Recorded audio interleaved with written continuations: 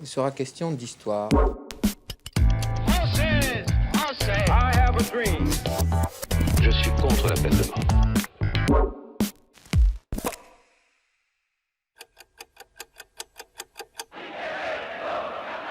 Le 10 mai 1968, vers 21h30, plus de 20 000 étudiants se rassemblent dans le quartier latin à Paris. Un vent de révolte souffle sur la capitale où l'on dresse des barricades. Les forces de l'ordre se pressent autour des manifestants et à 2h15, l'assaut est donné. Les lacrymos fusent, les cocktails Molotov explosent, les pavés volent. C'est la nuit des barricades. Elle marque un tournant décisif dans les événements qui agitent la capitale depuis une semaine. En 1968, cela fait 10 ans que la France est présidée par le général de Gaulle.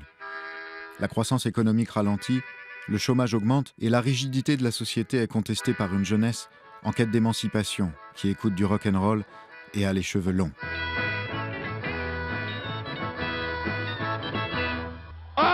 Il y a une aspiration extraordinaire au changement. Ma mère m'a dit, Antoine, fais-toi couper les cheveux. Je lui ai dit, ma mère, dans 20 ans, si tu veux. La femme qui veut être vraiment libre, elle n'a qu'à pas se marier. À la faculté de Nanterre, nouvelle annexe de la Sorbonne, la révolte gronde. Des groupuscules d'extrême gauche se structurent. Ils dénoncent la société de consommation, réclament la rénovation du modèle universitaire et militent contre la guerre au Vietnam, symbole de l'impérialisme américain. Leur objectif, renverser l'ordre établi. Le 22 mars, l'arrestation d'un étudiant du comité Vietnam national met le feu aux poudres. Ses camarades de Nanterre décident de former un mouvement de contestation. Parmi eux, un jeune militant anarchiste propose d'occuper l'un des bâtiments. Il s'appelle Daniel Cohn-Bendit. C'est le mouvement du 22 mars.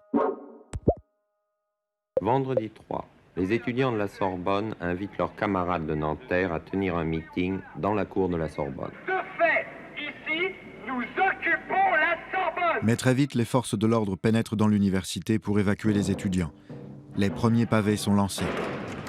De violents affrontements éclatent, la tension monte d'un cran.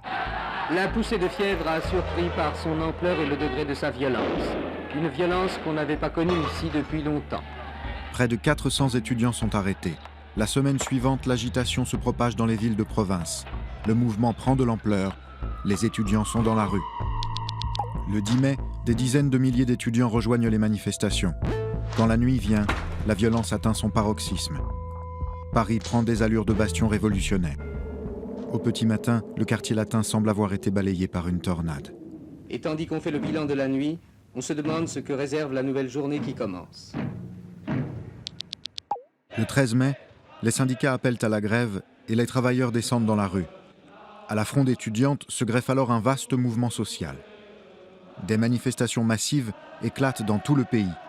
Les ouvriers qui réclament de meilleures conditions de travail et de salaire occupent les usines.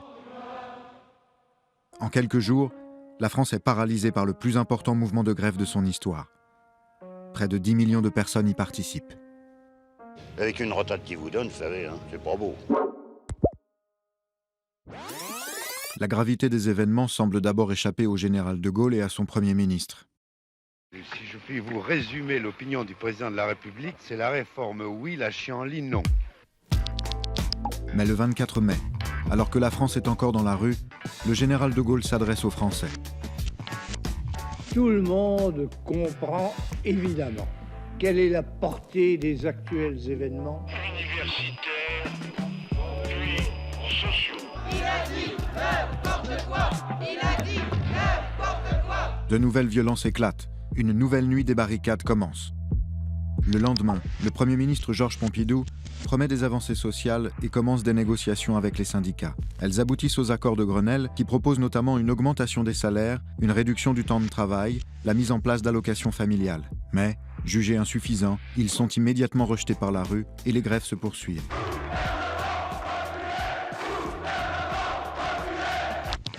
Le 30 mai, le général de Gaulle préside un conseil des ministres, puis fait connaître ses décisions à la radio. Dans les circonstances présentes, je ne me retirerai pas. Je dissous aujourd'hui l'Assemblée nationale. Dans la soirée, une foule de 500 000 personnes se rassemble sur les Champs-Élysées pour lui témoigner son soutien. Inquiets de la violence et de l'agitation dans le pays, ces Français s'en remettent à lui.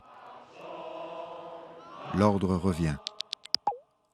Un an plus tard, pourtant, le général de Gaulle démissionne, n'étant plus soutenu par les Français. Mai 68 aura-t-il eu raison de lui? La vie publique dans ce pays ne sera probablement plus après ce qu'elle était avant. Oh yeah!